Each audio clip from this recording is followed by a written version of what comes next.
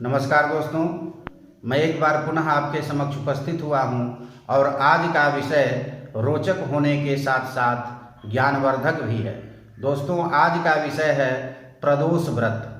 दोस्तों, आप जानते हैं प्रत्येक महीने के कृष्ण पक्ष और शुक्ल पक्ष में त्रयोदशी तिथि को प्रदोष व्रत मनाया जाता है।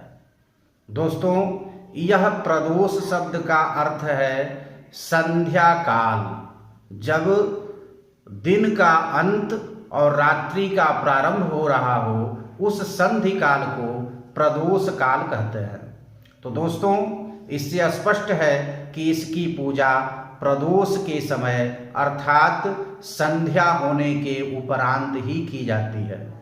दोस्तों, विशेष रूप से इसमें शंकर जी की पूजा की जाती है और यह पूजा इसलिए की जाती है कि घर में दाम्पत्य जीवन सुखी हो, संतान प्राप्ति के लिए, ज्ञान प्राप्ति के लिए, शंकर जी की भक्ति के लिए, परिवार में सुख सामंजस्य के लिए, पति के दीर्घ आयु की कामना के लिए और संतान के दीर्घ आयुष्य की कामना के लिए यह प्रदोष व्रत मुख्य रूप से किया जाता है।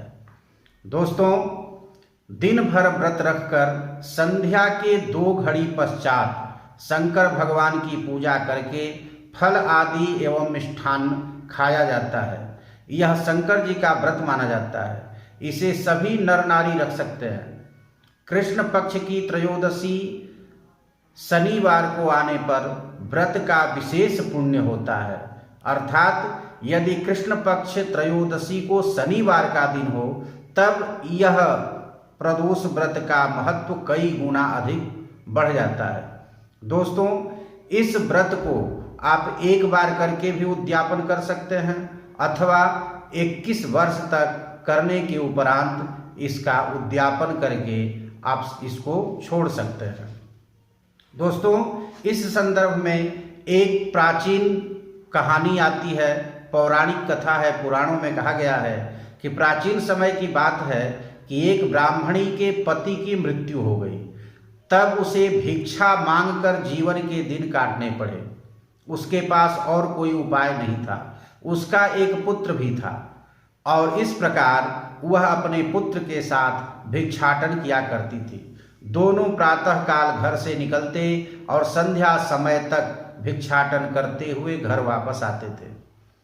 एक दिन ब्राह्मणी को रास्ते में एक छोटी आयु का बालक मिला जो कि विदर्भ के राजा का पुत्र था। वह जंगल में अपने पिता के साथ गया हुआ था, किंतु उसके पिता को शेर इत्यादि जानवरों ने हमला करके समाप्त कर दिया और यह पुत्र रोता बिलखता मार्ग भटक कर घूम रहा था और इस ब्राह्मणी को प्राप्त हो गया।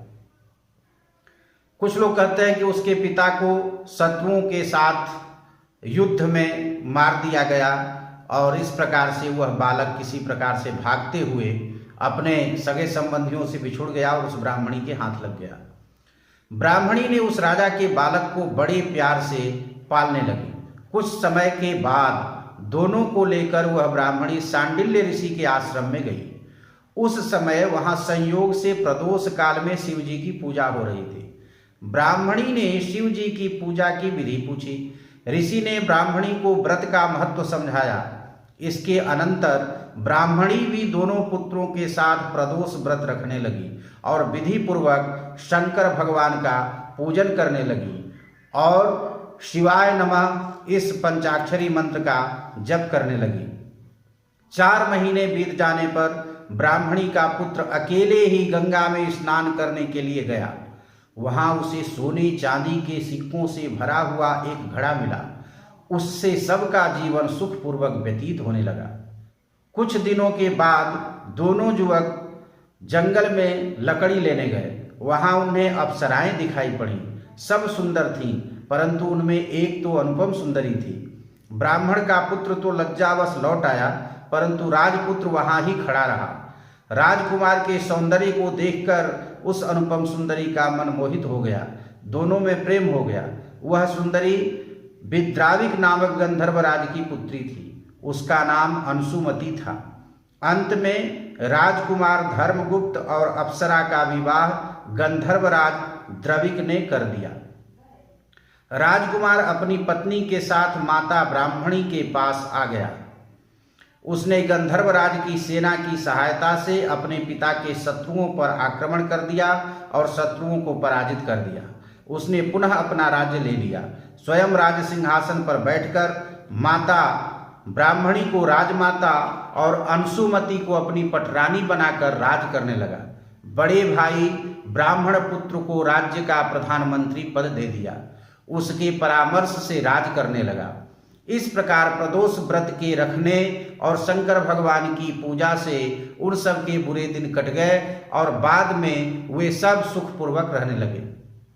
तो दोस्तों, इस कहानी से यह स्पष्ट होता है कि किसी भी प्रकार की विपदा से, मुसीबत से यह व्रत बचाने वाला है, गरीबी को मिटाने वाला है, संतान को देने वाला है और सारी सुख समृद्धि और ऐश्वर्य का प्रदाता है यह प्रदोष व्रत।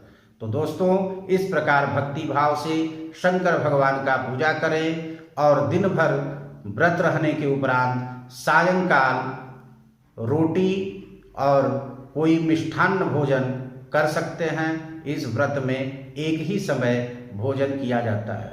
तो दोस्तों, इसी के साथ मैं अपनी वाणी को विराम देता हूँ। अगले वीडियो में पुनः आपसे मिलूंगा। तब तक के लिए आपका बहुत बहुत धन्यवाद।